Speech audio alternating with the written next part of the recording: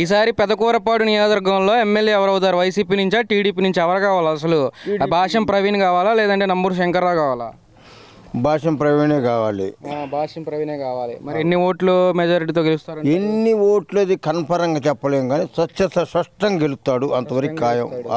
అయితే మీ పెదకూరపాడు నియోజకవర్గం ప్రజలు భాష్యం వైపు ఉన్నారు, భాష్యం ప్రవీణ్ వైపు ఉన్నారు.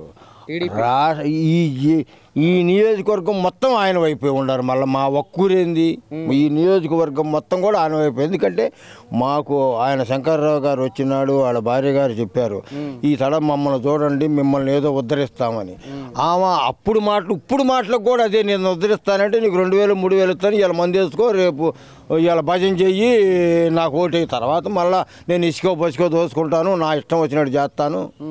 అంతేగాని ఈ లోపల మాకు కనపడరు. ఏదన్నా ఏందండి ఇదన్నా అని పోయానుకో, నువ్వు వచ్చి ఫిర్యాదు చేస్తావు కాబట్టి ఫిర్యాదు చేసినాడు లోన ఉంటాడు, అసలు తప్పు